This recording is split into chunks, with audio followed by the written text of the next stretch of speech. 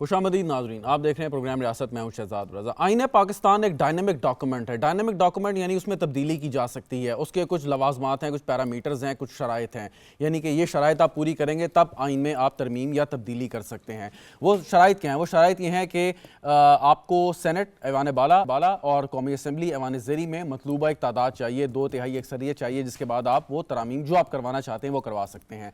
हुकूमत ने इरादा किया कुछ तरामीम करवाने का। मकसद क्या था? मकसद ये था कि अदलिया में रिफॉर्म्स लेके आए जाएं, जुडिशल रिफॉर्म्स लेके आएँ, बहुत ज़रूरत थी इसकी। और इसके साथ साथ हुकूमत ने या दो सियासी जमातों ने, पाकिस्तान पीपल्स पार्टी, पाकिस्तान मुस्लिम लीग नवाज, जिन्होंने आज से तकरीबन 20 साल पहले एक मुआहदा किया था जिसको चार्टर ऑफ डेमोक्रेसी के नाम से जाना जाता है, मिसाक जमहूरियत, कि एक आइनी अदालत यानी कॉन्स्टिट्यूशनल कोर्ट कायम की जाएगी ताकि जो आइनी मामलात हैं या आइनी नौयत के जो सवालात हैं वो उस अदालत में भेजे जाएं और अदालतों के ऊपर, सुप्रीम कोर्ट या हाई कोर्ट के ऊपर बोझ कम से कम हो जाए। अब जब वो इरादा किया उसके बाद जो मतलूबा अक्सरियत है वो हासिल करनी है। वो अब क्या वजह हुई कि उसमें एलाइस को, यानी कि अपने इत्तेहादी जो जमातें हैं, जो पार्टनर्स हैं, ख़ास तौर पे मौलाना फजल रहमान साहब हैं, उनको एतमाद में लेना है और उसमें कुछ वक्त दरकार है। तो वक्त दरकार है तो यकीनन उसमें वक्त लगेगा, उसके बाद आईनी तरमीम आ जाएगी और ये पास हो जाएगी, इसमें कोई इतनी बड़ी बात नहीं है।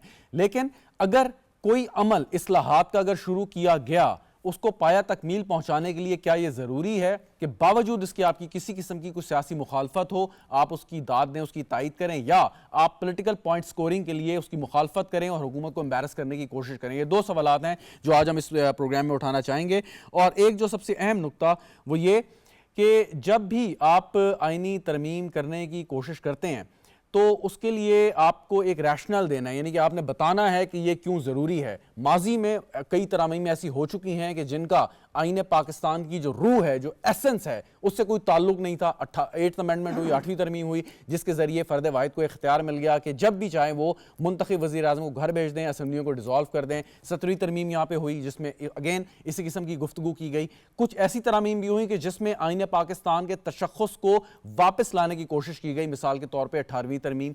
सो अब अगर कोई ऐसी तरमीम है जिससे बेहतरी का पहलू निकलता है तो क्या आंखें बंद करके सिर्फ सियासी मुखालफत की वजह से क्या उसकी तरदीद करनी चाहिए, नफ़ी करनी चाहिए, या उसके साथ हुकूमत के साथ बैठ के आपको मामला तय करने चाहिए? और अगर आपके जहन में कोई और मुफीद इसमें कोई ऐसी राय है, कोई ऐसे आपके रिकमेंडेशन है, तो वो आपको देनी चाहिए। इस पर गुफ्तगू करते हैं। मेरे साथ स्टूडियो में मौजूद हैं राजा फिनुस साहब, माहिर कानून है, साबिक secretary general Islamabad high court association के, बहुत शुक्रिया आपका। ताहिरा औरंगजेब साहिब हमारे साथ मौजूद हैं, पाकिस्तान मुस्लिम लीग नवाज की सीनियर पार्लियामेंटेरियन है, बहुत बहुत शुक्रिया। साले जाफर साहब तज्जियाकार हैं, कई जगह पे आप इन्हें देखते हैं, पढ़ते हैं। साले जाफर साहब आपको भी बहुत शुक्रिया। राजा साहब आपसे मैं आगाज़ करता हूँ। आइनी तरमीम, जुल्फ़कार बदर साहब भी हमारे साथ मौजूद हैं, पाकिस्तान पीपल्स पार्टी के रहनुमा, वीडियो लिंक पे। जुल्फ़कार साहब आपका भी बहुत बहुत शुक्रिया। राजा साहब, आइनी तरमीम ज़रूरी क्यों होती है? एक आइन बन गया, जिन्होंने बनाया बड़ी सोच दानाई के साथ बनाया, लेकिन वक्तन फ़वक्तन उसमें तब्दीलियाँ आती हैं। वो तब्दीलियाँ क्यों ज़रूरी होती हैं, क्या वजह है? देखें शहजाद भाई, देखें इस मुल्क में जमहूरियत है, डेमोक्रेसी कहते हैं, demo people, cracy meaning powers, powers of the people, ठीक है। और उसको किस तरह वो लोग यूज़ करते हैं थ्रू देयर रिप्रेजेंटेटिव, जो नेशनल असेंबली में भी है और सेनेट में भी है, बिल्कुल दुरुस्त, ठीक है। मीनिंग देयर बाय ये लोगों की ख्वाहिश है, आप उन्हीं के नुमाइंदे हैं ना। आज दिन तक 24 अमेंडमेंट्स पाकिस्तान में आइनी अमेंडमेंट्स हुई, ठीक है। ये 25th थी जो होने जा रही है।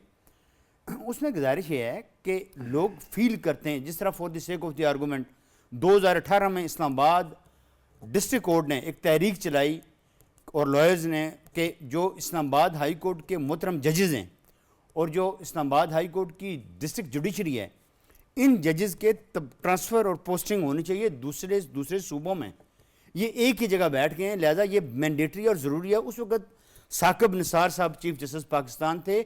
इस्लामाबाद डिस्ट्रिक्ट बार ने बाकायदा पिटिशन फाइल की कि सर इनकी transfer posting Islamabad high court की और डिस्ट्रिक्ट जुडिशरी की होनी चाहिए। यहाँ तक हुआ कि अदालतों को ताले लगाए गए कि सर ये हमारी डिमांड है, इसको पूरा किया जाए। ठीक, ये meaning thereby that was the demands of the different bars of Islamabad.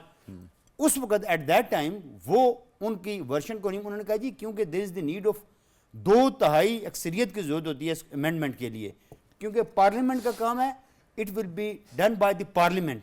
तो पार्लियामेंट के उन्होंने जिम्मे डाल दिया। आज जब ये अमेंडमेंट होनी जा रही है तो इसमें एक, ठीक है मैं समझता हूँ कि इस्लामाबाद की मोहतरम जज, इंतहाई काबिल एहतराम जजेस ने, मैं कहता हूँ इसकी बुनियाद पर किसी मोहतरम जज के जहन में ये नहीं होना चाहिए कि शायद हमें कोई विक्टिमाइज करने जा रहा है या हम विक्टिम बनने जा रहे हैं। ये किसी मोहतरम जज अच्छा, के वो जहन में नहीं होना स्पेसिफिक्स पे चाहिए। आते हैं ना, मतलब ये कि आईने पाकिस्तान में अगर अवाम के मुंतखब नुमाइंदे अवाम के मुंतखब नुमाइंदे समझें कि इसमें तब्दीली की, तरमीम की जरूरत है, तो वो हक बजानिब है। हक बजाना में देखें, ये आइन that is a constitutional amendment, और दो कॉन्स्टिट्यूशनल अमेंडमेंट के लिए आपको 2 तिहाई अक्सरियत की जरूरत होती है। ठीक, ये कोई नॉर्मल बात नहीं Very है। right, 2 ठीक। तिहाई अक्सरियत के साथ सही। आप किसी आइनी अमेंडमेंट के लिए जा रहे हैं, तो मीनिंग देयर बाय इसके पीछे पूरी Right। अवाम की फोर्स सही, है। बिल्कुल ठीक।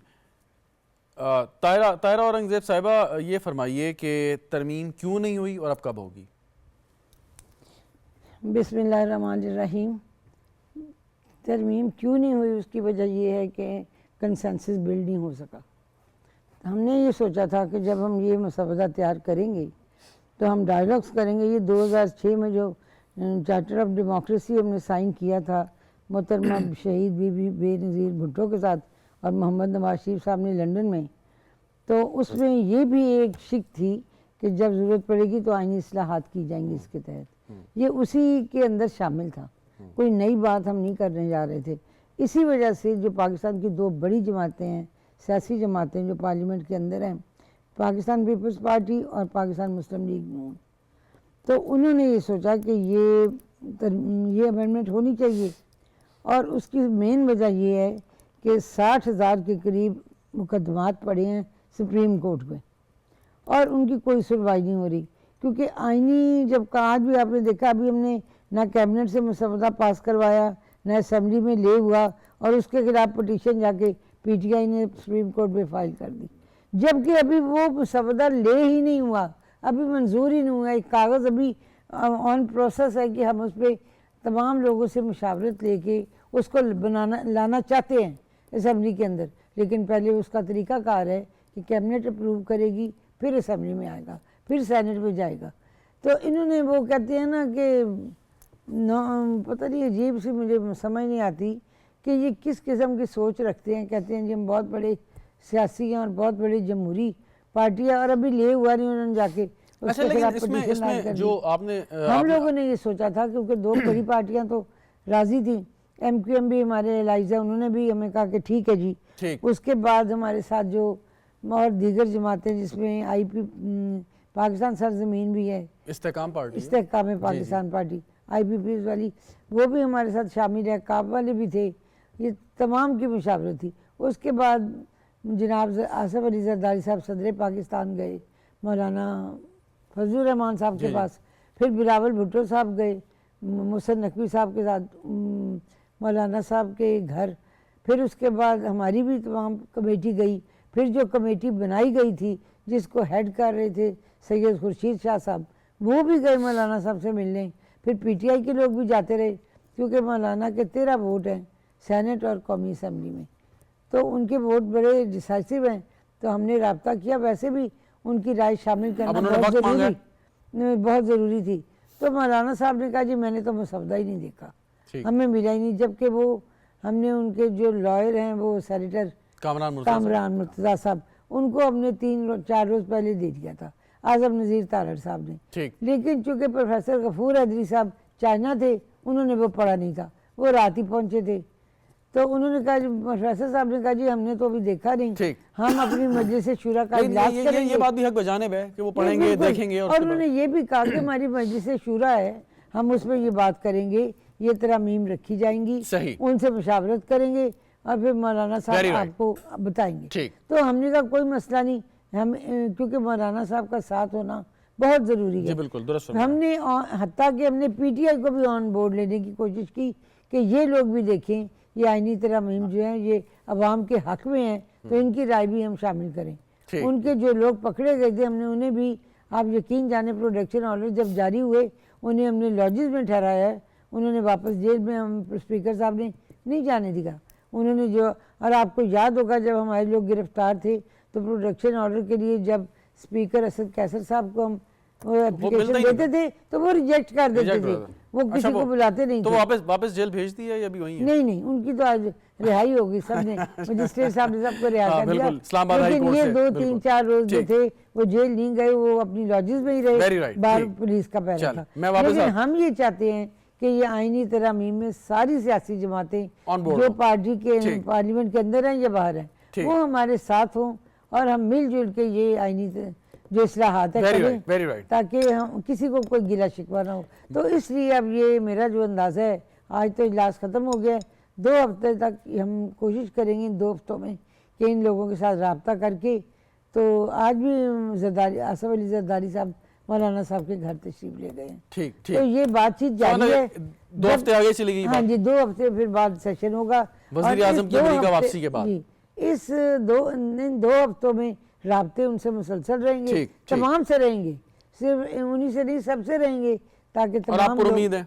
जी इंशाल्लाह पूरी चलें, उम्मीद है। ठीक, मैं वापस कि आता ये हूं। अमेंडमेंट वापस आता हो हूँ। जाएगी। साले जाफर साहब, 2 हफ्ते अब मजीद इसमें लगेंगे, जैसे ताहिरा औरंगजेब साहिबा फरमा रही थी, आपकी क्या इत्तला, क्या खबरें हैं कि अब ये तरमीम कब तक पास हो जाएगी? एक तो गुजारिश ये है कि ये राजा साहब ने अभी बताया ना कि ये आइन की 25वीं है, नहीं ये 26वीं तरमीम है। 25वीं तरमीम जो थी वो फाटा को जम करने से मुतल्लिक थी। तो जहाँ ये अभी आपने सवाल ये किया कि इसमें कितना वक्त लगेगा, आज ही हमने रिपोर्ट किया है कि जिन नुकात पर और जिन आइन की तरमीम पर इत्तफाक़ राय हो गया है अमूमी तौर पर सभी जमातों का, उनके बारे में ये तय हुआ है कि उनको फौरी तौर से मुराद ये नहीं कि कल या परसों, फौरी तौर पे मुराद ये है कि पहली अव्वलीन फुर्सत में उनको पार्लियामेंट में, कौमी और असम्बली में और सेनेट में लाया जाएगा और उसके बाद ये सिलसिला चलता रहेगा। मैं यहाँ ये अर्ज़ करना चाहता हूँ कि आइनी तरमीम कोई खुदा न खास्ता मावरा आइन हरकत नहीं है। आइन के अंदर खुद से मौजूद है कि किस तरीके से इस दस्तावेज़ में तहरीफ हो सकती है, इसमें तब्दीली हो सकती है, इसमें इजाफा हो सकता है, इसमें कमी वाक़ हो सकती लाई जा सकती है। जब 1973 में ये आइन बना था तो मैं आपको याद दिला दूँ, आपको यकीनन आप मुताला का बहुत शौकीन है, आपको पता होगा कि उसके तकरीबन 1 महीने बाद ही इसमें पहली तरमीम जो थी वो मुतारफ़ कराई गई। और ये कोई इसमें कोई बदनीति का उनसर नहीं होता, ये एक इंसानों का बनाया हुआ डॉक्यूमेंट है, दस्तावेज़ है, जिसमें कोई न कोई कमी कोताही रह जाती है और उसको ठीक करने का अमल जो है वो जारी रहता है। और ये भी कोई ज़रूरी नहीं कि आज जो मैं तरमीम ला रहा हूँ, आज जो मैं तरमीम कर रहा हूँ, आज जो पार्लियामेंट तरमीम मंजूर कर रही है, वो कल भी हमें इसी तरीके से काबिल कबूल हो। कुछ वक़्त गुजरने के बाद उसमें तब्दीली की गुंजाइश रहती है। और ये सिर्फ पाकिस्तान के आइन तक ही मौकूफ़ नहीं है, पूरी दुनिया के हर उस पार्लिमानी और जमहूरी मुल्क में जहाँ पर दस्तूर पर राज है, वहाँ पर राइज है, वहाँ पर इसमें तरमीम का अमल जो है वो जारी रहता है। मासवा ये कि जहाँ अमरीत होती है वहाँ पर इसका कोई तस्वर नहीं है। लिहाजा मेरी दानिश के मुताबिक इस ये जो आइनी तरामीम थी, इनको अगले महीने के शुरू में दोबारा इस एक सवाल साले जाफर साहब, एक सवाल है, वो ये कि अभी तरमीम आई नहीं और जो है वो वही मैं गुजारिश कर रहा था कि अदालत का दरवाज़ा खटखटाया जा रहा है कि जी इस तरमीम को जो है ना स्ट्राइक डाउन कर दें। अभी एक चीज़ आई नहीं। सवाल ये है कि हम तो अभी तक जो आपने भी फरमाया और आप जैसे सीनियर्स के साथ या राजा साहब बैठे हैं उनसे जो हम सीखा हमने, वो ये होता है कि अदालत उज़्मा का काम है कि वो आईन पाकिस्तान की जो भी तरामीम है या कुछ की गई उसकी तशरीह करे। सो क्या ये मुमकिन है, अकॉर्डिंग टू द लॉ है, कॉन्स्टिट्यूशन है, बिल्कुल ये आप कहते हैं कि कानून और आइन के पैरामीटर्स के अंदर है कि अभी एक चीज़ आई नहीं है और पहले ही आप सुप्रीम कोर्ट में प्रीएम्प्ट कर रहे हैं एक चीज़? ये तो आइनी तरमीम है, रोना इसी बात का है कि इससे पहले एक सिंपल इनेक्टमेंट हुई थी, एक आम कानून बना था प्रैक्टिस एंड प्रोसीजर का, उस कानून को भी अभी कौमी असम्बली में मंजूर क्या करना भी डिस्कस भी नहीं पूरी तरह किया गया था। तो उसके खिलाफ भी पाकिस्तान की जो हमारी बरतर अदलिया है उसमें उसको चैलेंज कर दिया गया कि इसको मंजूर होने की सूरत में ही नाफिजुल अमल ना होने दिया जाए। और हमारी कितनी मेहरबान, कितनी शफीक, कितनी मोहब्बत करने वाली हमारी अदलिया है कि उसने उसके ऊपर स्टे कर दिया कि ये कानून मंजूर भी हो गया तो वो नाफिजुल अमल नहीं होगा। ये एक ऐसी अजीब व गरीब हरकत थी जो कानून के तालिब इल्म की हैसियत से मैं ये समझता हूँ कि इसका कोई तसव्वुर भी नहीं हो सकता किसी ऐसे मुआशरे में जहाँ पर कानून और आइन की हुक्मरानी हो। जहाँ तक आज की इस बात का तल्लुक है कि कोई, दरअसल ये प्रॉब्लम है पीटीआई के साथ, तहरीक इंसाफ के साथ। सही। वो चाहते ये हैं कि इस मुल्क में खा वो हिज़्ब इख्तिलाफ में हो, खा वो गवर्नमेंट में हो, इस मुल्क में कोई एक पत्ता भी ना हिले उनकी मर्जी के बगैर। ये मुतलक अनानियत की ये जो सोच है, ये जो फसाई सोच है, ये काबिल कबूल नहीं है। right. ये वही लोग हैं जिन्होंने आज तक पाकिस्तान में ना इनकी सही मानों में हुक्मरानी होने दी है और ना ही वो ये चाहते हैं कि किसी तरीके से ये मुल्क आइन और कानून के मुताबिक चल सके। अब मैं ये करना चाहता हूँ कि ये जो अभी इन्होंने फसाद खड़ा किया था, उसमें बजाय इसके कि ये इस तरह शोर शराबा करते और इस तरह गामा करते, ये कौमी असम्बली में आते, ये सेनेट में आते, वहाँ बहस करते, वहाँ बात करते। अगर उससे पहले इनके इल्म में ये बात आई थी तो आप यकीनन वाकिफ होंगे, जो खुसूसी कमेटी है उसमें पहले सिर्फ हुकूमती जो जमातें थी उनके अरकान उसमें शामिल थे, उसके बाद उन्होंने अपोजिशन को भी शामिल किया, इनके लोगों को भी वहाँ लाया गया। वहाँ पर इन्होंने पहले दिन ही माहौल को ख़राब करने की कोशिश की और जिसके नतीजे में हुकूमती पार्टी के कुछ लोगों ने उस पर एतराज़ भी किया। बिल्कुल सही आपने फरमाया। जी मैं वापस आता हूँ। जुल्फ़िकार अली बदर साहब, अगर ये आइनी तरमीम नहीं आई, मिसाल के तौर पे या हाइपोथेटिकली बात कर रहा हूँ, अगरचे वज़ीर आज़म साहब वापस आएंगे, कंसेंसस डेवलप हो जाएगा, ताहिरा औरंगज़ेब साहिबा ने जैसे भी फरमाया, उसके बाद ये मतलब इजीली वो दोनों ऐवानों से पास हो जाएगी और आइन का हिस्सा बन जाएगी। अगर ये तरमीम आइन का हिस्सा नहीं बनती तो आपके ख्याल में प्रॉब्लम क्या पैदा होंगे या क्या रहेंगे? बिस्मिल्लाहिर्रहमानिर्रहीम। बहुत शुक्रिया शहजाद साहब, आपने अपने प्रोग्राम में बुलाया, मेहमानों को सलाम। और अभी साले जफर साहब जो फरमा रहे थे, मैं तो समझता हूँ पार्लियामेंट की तारीख में इन जैसा अनमैच्ड और एक्सपीरियंस्ड आदमी कोई नहीं है जो जर्नलिज्म की दुनिया में पार्लियामेंट के मामलात को समझते हो। देखिए, जैसे उन्होंने 25 की बजाय 26वीं तरमीम गिनवा दी, तो हमें तो ऐसे लोगों से सीखने का मौका मिलता है। तो ये जो आपका सवाल है, ये सवाल बड़ा पर्टिनेंट है। देखिए, इसके अंदर अभी तक कोई ऐसी चीज नहीं है कि इफ एंड बट्स के ऊपर बातचीत हो सके कि अगर ऐसा होगा तो क्या होगा, अगर ऐसा नहीं होगा तो क्या होगा। एक चीज बड़ी क्लियर है कि इस निजाम को चलाने के लिए जो on the floor of the house Bilawal Bhutto Zardari साहब ने सजेशन दी कि चार्टर ऑफ पार्लियामेंट करें, कि आपस में हम बैठ के इस तरह का कोड ऑफ कंडक्ट तो बनाए कि ऑपोजिशन के साथ भी बैठ के बातचीत तो करें, सलाम दुआ तो करें, को अपने मामलात तो आगे चलाएं। अवाम हमें मुंतखब करते हैं यहाँ पे मामलात को चलाने के लिए, लेकिन हम आपस में बातचीत नहीं करते। देखें, ये जो स्पेशल कमेटी पार्लियामेंट की बनी है, बातचीत हुई है और जिस तरफ मामला जा रहे हैं, आज खुर्शीद शाह साहब ने भी मौलाना साहब बिलावल साहब के साथ जाके मीडिया से भी बातचीत की कि बहुत सारे ऐसे पॉइंट्स हैं जिसके ऊपर हम समझते हैं समझौता है, उसके ऊपर हम काम करेंगे और लेके आएंगे। तो मैं समझता हूँ ये एक पॉजिटिव अमल है। और इसके अंदर देखें, ये दो ताकतों की लड़ाई है। एक वो ताकत है जो कि इस मुल्क में जमहूरियत बचाना चाहती है, जिसमें बिलावल भुट्टो जरदारी साहब उसको लीड कर रहे हैं, जो कोई भी ऐसा इकदाम नहीं होने देंगे जिससे इस मुल्क में जमहूरियत को खतरा हो। और दूसरी तरफ हर वो शख्स, हर वो पार्टी, हर वो लीडर बैठा हुआ है जो कहते हैं हम हर वो इकदाम करेंगे जिससे इस मुल्क में जमहूरियत मजबूत ना हो, पार्लियामानी निजाम ना चले। अगर नैरो डाउन कर लूं आपके जवाब को मैं आपकी इजाजत से, अगर ये आईनी तरमीम पास नहीं हुई तो आपके ख्याल में या पीपल्स पार्टी के ख्याल में इस मुल्क में जमहूरियत खतरे में आ जाएगी? देखिए, इस तरह के मामलात के अंदर जमहूरियत को खतरा तो नहीं होगा, लेकिन जमहूरी निजाम को नुकसान पहुंच सकता है।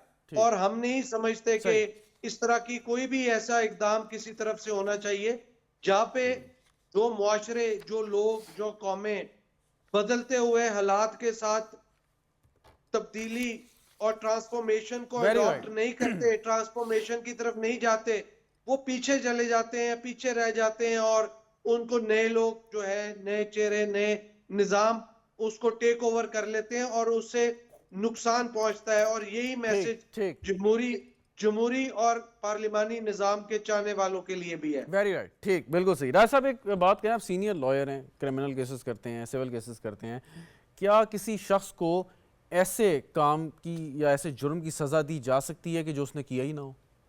This is not possible. Not possible, okay. जो अगेन जो बात की गई कि फॉर्मर चीफ जस्टिस ने एक फैसला है कि जिसमें उन्होंने एक कॉन्स्टिट्यूशनल एक पिटिशन थी और पंजाब हुकूमत के हवाले से और कहा कि 63 के तहत आइन का जो आर्टिकल है कि जिन पार्लियामेंटेरियंस ने या मेंबर सूबाई असम्बलियों ने वोट कास्ट किया है वो वोट कास्ट करने के बाद डिस्क्वालीफाई होंगे अगर उन्होंने पार्टी की इजाज़त के बगैर किसी वोट किसी को दिया या मंशा के बगैर दिया तो वो नाअहल करार दिए जाएंगे, लेकिन वोट देने के बाद उन्होंने कहा कि जी वोट भी काउंट नहीं होगा। तो इस इस्लाहात जो आईनी तरमीम आ रही है इसमें यह कि कम से कम जो आप वोट कास्ट करेंगे तो उसके बाद फिर आगे फैसला होगा। तो आपके ख्याल में ये एक्सप्लेनेशन, ये इंटरप्रिटेशन या इसकी ये जो एक तसी की गई है ये दुरुस्त है या नहीं? लेकिन सर अब जो पाकिस्तान में रहते हुए हमारी पॉलिटिक्स के डायनामिक्स बड़े डिफरेंट हैं। नहीं आईनी बात कर रहा मैं आपको लेके जाता हूँ। बात यह है कि उसकी एक्सप्लेनेशन की ज़रूरत है। Time and again honourable supreme court of Pakistan ने भी कहा इसको एक्सप्लेन करें, लेकिन उसको एक्सप्लेन नहीं किया गया। 63A की गालबन आप बात कर रहे हैं। जी जी। जब 63A की बात करते हैं तो अगर उसके हवाले से कोई आइनी अमेंडमेंट या उसको एक्सप्लेन करने के लिए नहीं, मुझे बताइए कि 63A कहता है कि अगर किसी शख्स ने, किसी पार्लियामेंटेरियन ने अपनी पार्टी की मंशा के खिलाफ डाला, वोट कास्ट तो वो कास्ट किया के लिए कर दिया तो वो नाअहल हो जाएगा। नाअहल हो जाएगा। वोट कास्ट करने के बाद नाअहल होगा। वोट कास्ट करने के बाद नाअहल होगा। तो क्या इसकी ये इस लेकिन में इसमें दो चीज़ें हैं ना। अगर देखें ये this is the matter of common sense कि अगर कोई भी बंदा, कोई भी शख्स, वो जो पार्लियामेंटेरियन है और उसका जो लीडर है या जो उसका पार्टी हेड है, आपने एक पार्टी से टिकट लिया, कंटेस्ट किया, जीते, उसके बाद वोट आपने उनकी मंशा के खिलाफ कास्ट कर दिया, आप नाअहल हो गए। नाअहल हो गए। तो ये मेरे ख्याल में ये हॉर्स ट्रेडिंग का रास्ता रोकने के लिए बेहतर है। लेकिन वोट तो कास्ट कर दी, वोट कास्ट करने के बाद नाअहल होंगे ना, यानी कि जुर्म करने के बाद। करने के बाद आप अगर आपका वोट कंसिडर ही नहीं हुआ तो नाअहली का सवाल कहां से आया? ये मेरा आपसे सिर्फ नहीं, ये बड़ा टेक्निकल क्वेश्चन है कि अगर आपका वोट कंसिडर नहीं होगा, लेकिन आपने वोट तो कास्ट कर दिया ना जी। ये उसी तरह है कि आपने फायर किया और लगा नहीं है, लेकिन even then that is called 324 meaning thereby attempt to murder है। आपने जान लेने की कोशिश की है, उस पर भी सजा है। नहीं, लेकिन आपने फायर किया तब आप पे दफा लगी ना। यहाँ पर उन्होंने कास्ट तो कर दिया ना। हाँ, कास्ट कर दिया। आप उस फायर को कंसीडर ही नहीं करेंगे, फायर हुआ ही नहीं। नहीं, आपने जब कास्ट कर दिया, अगर फायर हुआ ही नहीं तो फिर दफा कैसे लगेगी? देखिए ना, आपने शहजाद भाई जब आपने कास्ट किया, आपने कहा कि कास्ट कर दिया है, meaning thereby when you have casted your vote in the favour of any other party, तो मीनिंग देयर बाय आपने वोट कास्ट किया, आपने राइट इस्तेमाल किया, अब वो इनवैलिड है। That has been decided by, यानी कि वो मिसफायर हो गया। स्पीकर और चेयरमैन सेनेट। साले जाफर साहब कुछ कहना चाह रहे हैं, फिर मैं आपकी जाने वाला हूं। मैं ये कहना चाह रहा था कि कॉन्स्टिट्यूशन में यही मौजूद था कि 63A के तहत अगर कोई शख्स, उसके लिए भी 4 चीज़ों की, 4 बातों की वजाहत मौजूद है कि अगर वो 4 बातें जो हैं, 4 जो पॉइंट्स हैं, उनको अगर डिफाई करेगा कोई मेंबर, उसके सिलसिले में जो पार्टी की तरफ से उसको व्हिप आएगी, ऑर्डर आएगा, उसको अगर डिफाई करेगा तो फिर उसको रुकनीत जाती है। लेकिन वो 63A में ये मौजूद है कि जब वो क्रॉस कर जाएगा, जब उसको वायलेट कर जाएगा, फिर उसको उसकी रुकनीत से महरूम किया जाएगा। लेकिन ये भी कितनी बदकिस्मती की बात है कि पंजाब असम्बली के मामले में जब उनको ज़रूरत थी एक सियासी जमात को, तो सुप्रीम कोर्ट के फादर जज साहिबान, मैं फादर किसी और मानों में कह रहा हूँ, फादर जज साहिबान ने मेरी यार सुनिए एक जुमला उस आइन की जो शिक है उसको डिफाई करते हुए, उसमें खुद से इजाफा करते हुए, जिसका सुप्रीम कोर्ट को कतई इख्तियार नहीं था, क्योंकि आइन की तरमीम करना, आइन में तब्दीली करने का इख्तियार सिर्फ पार्लियामेंट को हासिल है। उन्होंने उसको खिलाफ वर्जी करते हुए ये पाबंदी लगा दी कि अगर कोई वोट देगा तब भी, अगर वोट नहीं देगा तब भी बस उसको डिफाई करेगा तो उसके साथ ही उसकी रुकनीत खत्म हो जाएगी। ये वही बात है कि बगैर जुर्म किए किसी को सजा देना। जी बिल्कुल सही, बिल्कुल ठीक। ताहिरा और नज़ीर साहिबा जो इन तरामीम के मुखालिफ हैं वो ये कहते हैं कि ये पर्सन स्पेसिफिक है, उनका ये आर्गूमेंट है और वो यही बयानिया लेके आपने भी यकीनन सुना होगा। ये क्या उन्होंने सोशल मीडिया पे इसी बयानिए की धूम मचा रखी है। मुझे बड़ी हैरत होती है, जैसे आज उन्होंने अमेंडमेंट जमा कराई, मैं सोच रही थी अरे पिंड बसिया नहीं तो चक्के पहले आ गए। ये बात मोड़ तोड़ के करना। देखिए, पार्लियामेंट का काम है कानून साजी करना, पार्लियामेंट के अलावा और कोई अदारा पाकिस्तान में कानून साजी नहीं कर सकता, ना कोई मजाज है।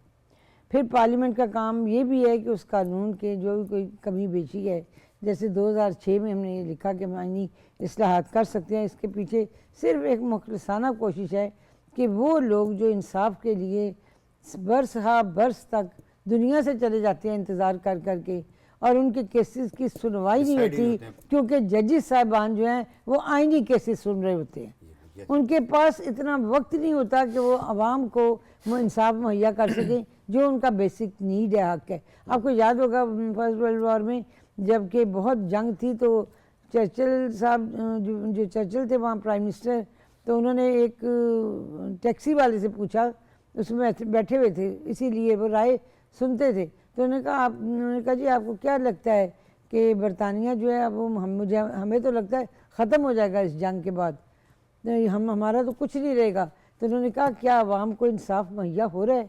तो उसने कहा जी बिल्कुल हो रहा है। तो उसने कहा फिर बरतानिया कहीं नहीं जाता। ये अदालतों की इतनी ये अदालतों की अहमियत थी कि अगर लोगों को इंसाफ मिल रहा है तो उस मुल्क को कुछ नहीं होगा, चाहे जंग लड़ी जाए, और इतनी वो जंग बड़ी थी जिसकी हद नहीं, लेकिन वो पुरुमीद थे। और यहाँ जजेस साहिबान जो हैं वो अपने आईनी केसेस सुनते रहते हैं और जो तवील होते हैं, उसमें वक्त लगता है, और जो अवाम की फाइलें हैं वो तो खोलने का टाइम नहीं होता उनके पास। इसीलिए हमने कहा कि एक आईनी अदालत बनाई जाए जिसमें 5 अच्छा, इसमें एक सवाल है कि शहजाद भाई एक मिनट, बड़ी इंपॉर्टेंट मैडम ने बात की है, ये बड़ी वाकई ये अब ये कभी डिस्कस नहीं होगा, ये फ्लोर ऑफ द हाउस पर तमाम पार्टीज को चाहिए डिस्कस करें। बात ये है कि लोग मर जाते हैं दुनिया से, आज 2024 में पिटीशन आती है पॉलिटिकल, उसी दिन वेरी नेक्स्ट डे वो लग जाती है। ठीक है, आप आज जाकर पिटीशन डालें, किसी की मर्डर अपील डालें, कोई सिविल पिटीशन डालें, उसकी 4 साल तक आपकी मर्डर अपीलें 4-4 साल तक नहीं निकलती हैं, और वो 5-5 साल तक एक सिंगल हियरिंग के लिए लोग जेलों में जाते हैं, वही उनका इंतकाल हो जाता है। अलमिया ये है, वजह क्या है इसकी? सिर्फ क्या ये कि वो आईनी केसेस आते हैं इतने हैं जिसकी हद नहीं। फुल लार्जर बेंच बनता है, मैं आपको जो बता रही हूँ 7 मेंबर जजेस, वो बेंच आपके पास अवेलेबिलिटी नहीं होती, वो कहते हैं जी वो तो सारे सिविल केस वो तो ये अदालत जो होगी आईनी अदालत जिसका मैं जिक्र कर रही हूँ, इससे आपका क्या होगा, 5 जजेस बोझ होंगे, कम हो जाएगा, बोझ कम हो जाएगा, बड़ी इंपॉर्टेंट बात है। जस्टिस होगा रिटायर्ड, जो इसका होगा, और लोगों की जो मैं राजा साहब एक सवाल है ताहिरा औरंगजेब साहिबा कि आपने जिक्र किया था कि अभी एक जो चार्टर साइन हुआ था और जो जिसपे सिग्नेटरी मियां साहब और शहीद Benazir Bhutto, question is this कि वो 2 जमातों के माबैन था, अब 2 जमातें ऑन बोर्ड हैं, फुली ऑन बोर्ड हैं और चाहती हैं कि ये काम हो जाए, और ये इसलिए हुआ था कि हम मुल्क में जमहूरियत को बहाल रखें जी, वरना पहले यही होता था कि लेकिन अब कोई आया मार्शल लॉ, कभी कोई आमिर को। क्या ये जरूरी नहीं था कि उसी चार्टर के तहत इससे पहले, यानी कि आईनी तरमीम का वक्त तो अब आया ना, उससे पहले दीगर सियासी जमातों को भी बावर करा लिया जाता कि आप भी इसके सिग्नेटरी बने, इसका हिस्सा बने? ये जो चार्टर था ना, इसके लिए हमारी जो खसूसी कमेटी है, और ख़ास तौर पे स्पीकर साहब का मैं नाम लूँगी, सरदार याद सादिक साहब, उन्होंने ऐसे अहकामात इस 1 हफ्ते में जारी किए जो पाकिस्तान की तारीख में नहीं थे। आपने कभी नहीं सुना होगा कि जब मुस्लिम लीग के लोग जो थे वो गिरफ़्तार हुए, उनके किसी का प्रोटेक्शन आर्डर जारी हुआ हो, वो असम्बली के इजलास में आए हों, वापसी में अपनी लॉज में उन्होंने क़याम किया हो। ये पाकिस्तान की तारीख में पहला वाक़या सरदार याद सादिक साहब के नाम से कोट किया जाएगा कि उन्होंने ये तमाम इक़दाम किए। और ये एक ऐसी हम्बल सी बातें हैं जिससे उनका दिल खुद ब खुद होना चाहिए था कि जो गवर्नमेंट करने जा रही है, जब खसूसी कमेटी में उन्हें शामिल कर लिया गया तो वहाँ वो अपनी राय भी देते, और अगर किसी चीज़ से उन्हें इख्तलाफ था तो उसको भी सामने लाते, हम उसको भी दूर करने की कोशिश करते, जहाँ बाकी दीगर जमातों के जो लोग उस कमेटी के मेंबरान थे। लेकिन मुझे समझ नहीं आती कि ये हर बात में कोई इंतशार का पहलू क्यों ढूंढते हैं। इस मुल्क में अब ये इंतशार की सियासत नहीं चलनी चाहिए। देखिए 11 साल बाद चाइना के प्राइम मिनिस्टर साहब आ रहे हैं, CEO की हमारी कॉन्फ्रेंस होने जा रही है, उन्हें एक इत्तेहाद की फ़ज़ा मिलनी चाहिए कि पाकिस्तान के अंदर डेमोक्रेसी फल फूल रही है, अगर अपोजिशन भी है तो अच्छे कॉज के लिए वो गवर्नमेंट के साथ है। ये मैसेज हमारा दुनिया को जाना चाहिए, क्योंकि देखिए ना, ये एक ऐसी चीज़ है डेमोक्रेसी जिसके लिए अगर कोई भी किसी किस्म का भी रखना पड़ेगा तो सिर्फ हमारा नुकसान नहीं होगा, उनका भी होगा, तमाम सियासी जमातों का होगा। और फिर उन्हें एहसास होता है, फिर वो तहरीकें चलाते हैं, फिर मिल बैठते हैं और फिर कहते हैं ये हो गया वो हो गया। अब पहले से ठीक, मैं वापस आता हूँ राजा साहब, जरा जुल्फ़िकार साहब को शामिल कर लूँ। जुल्फ़िकार साहब, अब सूरत हाल ये है कि मामला थोड़ा आगे चला गया है। जो तायरा उज़ैब साहिबा कह रही थी कुछ कंसेंसस में थोड़ा सा वक्त लगेगा, अच्छी बात है, जितना अच्छी बातचीत हो और इस सोच विचार के बाद सही तौर पे एक सॉलिड चीज़ सामने आए, अपोजिशन भी इसकी कायम रहेगी अपनी जगह पे।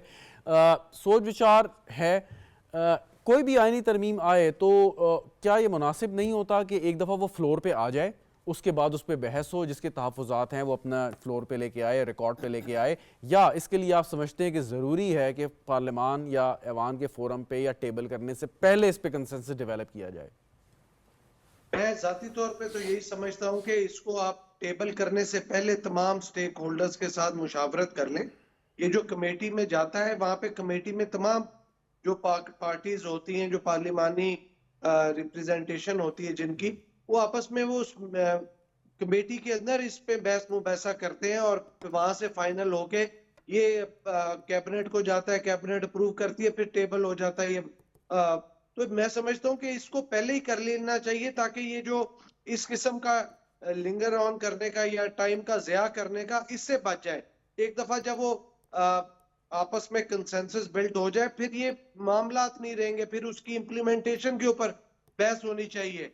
यहाँ कोई ऐसा मामला है जो आप समझते हैं कि कमेटी से हट के जनरल हाउस के अंदर on the floor of the house discussion होनी चाहिए, तो उसको टेबल कर देना चाहिए पहले कि ये एक मुसद्दा, एक ऐसा ड्राफ्ट है जिसके ऊपर प्रपोजल आया है, इसके ऊपर बहस करें और बताएं कि क्या होना चाहिए। तो इसके ऊपर ये वेरी करता है फ्रॉम लॉ टू लॉ। बाज चीजों के ऊपर तो बहस होती नहीं, हर बंदा एग्री कर जाता है, बाज पे कोई थोड़े लोग डिसएग्री करते हैं, बाज पे ज्यादा मेजॉरिटी लोग डिसएग्री करते हैं, तो इट वेरीज। तो इस तरह की तो तमाम, खास तौर पे जब आईनी तरमीम करनी हो तो इसको तो पहले तमाम स्टेक होल्डर्स के साथ, और बिलावल भुट्टो जरदारी साहब ने मौलाना साहब के साथ पहले भी उनको कॉन्फिडेंस में लिया, बाकी चीजें भी की, उसके बाद भी हुआ, तो तमाम स्टेक होल्डर्स को भी लिया। और मौलाना साहब ने खुद बोला कि मैं पीटीआई के जो दोस्त हैं उनको भी चाहूंगा कि वो इस कंसेंसस बिल में शामिल हों और अपना इनपुट दें, ताकि ये हम जो है म्यूचुअली इसके ऊपर काम करें। लेकिन अगर वो नहीं भी करते तो कसरत राय से मेजॉरिटी ऑफ द हाउस, जो कि 2/3 मेजॉरिटी बनता है, उससे अगर पास करवा सके नंबर पूरे होने पे, तो इसमें भी किसी को कोई इतराज नहीं होना चाहिए, बिकॉज 2/3 का मेजॉरिटी का नंबर होना पूरा है, पूरा नंबर होना जरूरी है, तो अदरवाइज तो कोई इशू नहीं है। अच्छा, इस पे जो मुखालफीन है, ख़ास तौर पे पाकिस्तान तहरीक इंसाफ, वो ये कहती है कि ये हमारी बहुत बड़ी फतह है कि हमने इस आईनी तरमीम को पास नहीं होने दिया और मौलाना साहब को हमने बावर कराया कि जी आप इस पे इसका सपोर्ट ना करें, ये उनका कहना है। आप क्या कहेंगे इस हवाले से जुल्फकार साहब? देखिए, उनको ये पीटीआई जो है ना वो स्टेटस को पे खड़ी है, उनका इस तरमीम के साथ रोल ही कोई नहीं।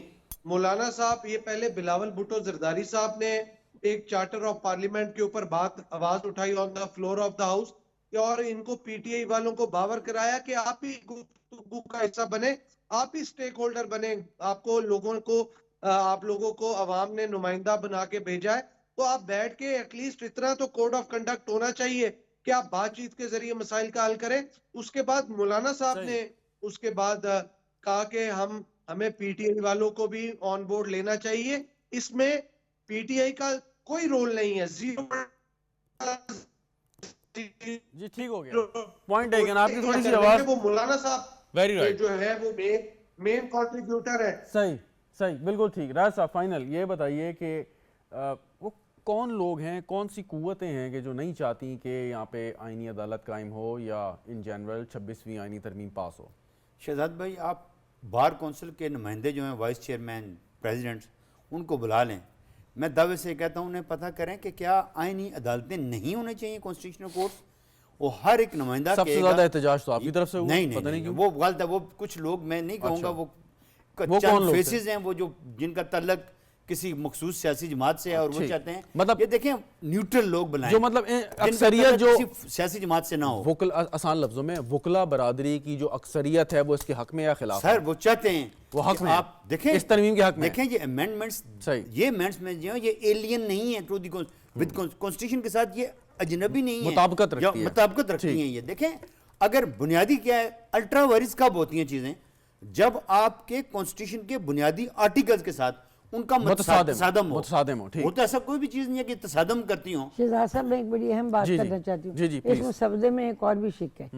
बलूचिस्तान पाकिस्तान का सबसे बड़ा रकबे वाला सबसे सूबा बड़ा है रकबे वाला सूबा और वहाँ एक एक एमपीए का जो इलाका है 40-40 हज़ार किलोमीटर पर मुहित बिल्कुल है। ऐसे ही है। तो उन लोगों ने ये कहा कि यहाँ की सीटों की तादाद बढ़नी चाहिए मेंबर्स की, ताकि हम अपने हलकों को मैनेज कर सकें। 40,000 किलोमीटर का जो हल्का है एक एमपीए के लिए, वो मैनेज करना कितना मुश्किल है। तो उन्होंने ये उनकी तरफ से ये बात आई कि जी ये सूबा जो है चूँकि बहुत बड़ा रकबे की लिहाज से, तो यहाँ सीटें बढ़ाई जाएँ। अब इसमें बुराई क्या है? हमने वो सीटें इस मुसवदे में वो सीटें भी बढ़ा दी हैं। मतलब पूरा एक इस्लाहात का पैकेज है और जी, इसको जी। सिर्फ और सिर्फ पैकेज है, चंद कुछ चीजों से कुछ तो वो नत्थी कर गौर दिया गया करें है। पीटीआई वाले कि इसमें कौन सी चीज गलत है। अवामी नुमाइंदगी को बढ़ाया जा और रहा है, debates सीटें करवाएं बढ़ाई इस जा पर, रही इस पर हैं, debates करें कुछ तो असेंबली में। सोचें। बिल्कुल तो मैडम, ये एक बड़ा अहम नुक्ता है। मैंने कहा मैं मैडम आपको जी, जी, बिल्कुल, जारी बहुत- करूंगा। शहजाद भाई में मेरी दरख्वास्त होगी कि अटॉर्नी जनरल पाकिस्तान को भी बुलाएं असेंबली में, और तमाम सियासी जमातों के जो लॉयर्स हैं या जो देखें बैरिस्टर गौर खुद लॉयर है, डिबेट करा ली जाए। डिबेट करवाएं कि यार कि मुझे बताएं what's the wrong with these amendments, constitutional amendments, क्या इसके साथ है, इस पर कौन से वो राइट्स हैं जो मुतासर हो सकते हैं अवाम के, ठीक है, या कौन सी वो चीजें जो जुडिशरी को डैमेज कर अच्छा, सकती हैं। एक सवाल, एक फिर आगे Merits बढ़ता और हूं। demerits एक सवाल फिर होता है, आगे बढ़ता हूँ। इनसे वो speeches जो करवाएं। तहरीक इंसाफ की बात हो रही है, उनके बानी ने एक स्टेटमेंट दिया, एक बयान दिया। उन्होंने कहा कि जी ये जो आईनी तरमीम लाई जा रही है, इसका मकसद मुझे जेल में रखना है। तो वो मुझे नहीं, sir, इन्होंने this is- सुन लेना, मुझे समझ नहीं आई, तो मैं चाहता हूँ मेरी रहनुमाई करें कि उन्होंने ये गुफ्तगू या ये बात क्यों की कि इसमें ये सर क्यों शहजाद भाई, ये दिस इज वेरी अनफॉर्चुनेट इन पाकिस्तान कि लोगों ने जजेस अपने अपने ले लिए कि ये जजेस हमारी फेवर में फैसले करते हैं और ये जजेस हमारी फेवर में फैसले नहीं करेंगे। सही। ये कोलैप्स डाउन कर जाएगा पूरे का पूरा सिस्टम। जिससे पहले मैडम ने कहा लेट द डेमोक्रेसी रन, इस मुल्क में जमहूरियत चलने दें, ये सबके ठीक। फायदे में है। ठीक। जैसे जैसे ये प्योरीफाई चीजें होती जाएंगी, चीजें ठीक होती जाएंगी for the sake of the argument. मैं शहजाद भाई कहता हूँ ये नहीं चल सकती हैं, ये अमेंडमेंट्स आती हैं, इसके डीमेरिट्स ज्यादा आ जाते हैं। ठीक, इन ठीक। फ्यूचर अगर पीटीआई की गवर्नमेंट आती है तो वो उसको अंडर वेरी राइट कर देंगे 2-2.5 ठीक ठीक। ताहिरा औरंगजेब साहब, आगे की हिकमत अमली क्या है? देखिए जी, हम तमाम जजेस का एहतराम करते हैं, ये तमाम इनकी जजेस गलत का। फहमी है। तब आईनी लिहाज से हर जज हमारे लिए मोहतरम है। ख्वाब जस्टिस, मैं नाम लेके कहूँगी, ख्वाब जस्टिस मंसूर हैं, जिसके या बारे जी। में ये तासर कायम कर रहे हैं कि जी ये इनकी मुखालफत में वो ये सबसे तमाम ज़्यादा अच्छे जज हैं। इस्लाहत हो रहे हैं और वो सबसे अच्छे जज हैं। हमें कोई किसी से कोई इख्तलाफ राय नहीं। हर जज जो है वो आइन के मुताबिक काम करता है, हम उसका एहतराम करते हैं। ये जो अमेंडमेंट्स हैं इंशाल्लाह ताला आप 2 हफ्ते के बाद देखिए कंसेंसस भी होगा, ये इंशाल्लाह पास भी ठीक। होंगी। और शहजाद भाई, मेरे ख्याल में अगर मंसूर अली शाह साहब फ्यूचर चीफ जस्टिस पाकिस्तान बनते हैं तो वो सबसे ज्यादा जुडिशल इस्लाहत लेकर आएंगे। ठीक, उनकी ठीक। पर्सनैलिटी बहुत अच्छी पर्सनैलिटी है। यकीनन काबिल एहतराम है, और जो उनकी गुफ्तगू वो सारी, और जो उनका तजर्बा है और उनके केसेस से भी हमने देखा है। और साले हम जाफर तो साहब- काजी जस्टिस फाइज ईसा का भी बड़ा एहतराम जी बिल्कुल बिल्कुल, यकीनन बहुत यकीनन। सारी जो आएगा सारी हमारे अदलिया साले का जाफर है। साहब, आखिरी सवाल एक करना चाहूँगा कि अब आपके ख्याल में हुकूमत की हिकमत अमली क्या होगी इस मामले पे आइंदा आने वाले दिनों में या हफ्तों में? बस कंसेंसस करेंगे, अब जी बिल्ड ये जो तरमीम अभी नहीं सेल थ्रू कर सकी, इसको स्पॉन्सर किया था गवर्नमेंट के लॉ मिनिस्टर ने। अब मैं आपको इतला दे रहा हूं कि अब जो तरमीम पेश की जाएंगी उसको पायलट करेगी पाकिस्तान पीपल्स पार्टी, और उसकी तरफ से ये तरमीम आएंगी और उसको सपोर्ट करेगी गवर्नमेंट और उसकी दूसरी बड़ी अलाई MQM। तो इस तरीके से जो गवर्नमेंट अलायंस में शामिल पार्टियां हैं उनकी तरफ से अब पीपल्स पार्टी आगे बढ़कर और जो ड्राफ्ट लाएगी उस सिलसिले में आज बिलावल साहब ने मौलाना फजलुर रहमान से मशवरा भी किया है और उनको बताया भी है कि ये दफात हैं, ये आर्टिकल्स हैं जिनमें हम तरमीम लाना चाहते हैं। आप अपनी इनपुट भी दीजिए, हम आपको भी अपना ख्यालात से आगाह करेंगे। तो 2-4 दिन में उनके दरमियान कोई ना कोई अफवाह तफहीम पैदा हो जाएगी और उसके बाद एक वो मसवदा जिसके बारे में किसी पार्टी को कोई इख्तलाफ नहीं होगा, इत्तफाक राय से पार्लियामेंट में लाया जाएगा। हाँ, इसमें तहरीक इंसाफ PTI को ज़रूर एतराज़ होगा, क्योंकि PTI ये समझती है कि पाकिस्तान की अदालतें वही अच्छी हैं जो उनकी हर बात माने, जो उनको रिलीफ दें, जो गवर्नमेंट इस वक्त बैठी है इसको तकलीफ दें। तो लिहाजा ये बात जो अब मैं समझता हूँ अदल और इंसाफ पे मबनी होगी, उसको PTI के लोग एक्सेप्ट नहीं करेंगे, सही, ठीक। ये उनका मिजाज है। ये नहीं मेरी अर्ज सुन लीजिए, ये आप देखिए इससे पहले जो अदालतों का तर्ज अमल था उससे वो बहुत खुश थे, क्योंकि उसमें उन लोगों ने, उन अदालतों ने उनको बेस आउट ऑफ वे जाके लॉ और कॉन्स्टिट्यूशन को पीछे छोड़कर उनको रिलीफ दिया, बगैर किसी को सुने उसको बेल दी। ऐसे मुकदमात में बेल दी जिसके बारे में कहा गया कि वो अभी कायम नहीं हुआ या किसी ने सोचा भी होगा, उसके बारे में मुल्ज़िम को बेल दे दी। ये दुनिया में कहाँ होता है? ये वो होता है कि इस तरह का वो निज़ाम है, इस तरह की अदलिया वो चाहती चलें, अब है। उम्मीद यही करते यही हैं जी सभी साले जाफर कोर्ट में उनकी ख्वाहिश है। ठीक है, उम्मीद यही करते हैं कि अब ये जब तरमीम आएंगी तो जो इस्लाहात का अमल एक शुरू हुआ है वो पाया तकमील तक पहुंचेगा। आपका बहुत शुक्रिया जुल्फ़िकार अली बदर साहब, राजा साहब, ताहिर औरंगज़ेब साहब, आपका भी शुक्रिया। नाज़रीन, प्रोग्राम देखकर भी शुक्रिया। इजाज़त दीजिए, खुदा हाफ़िज़।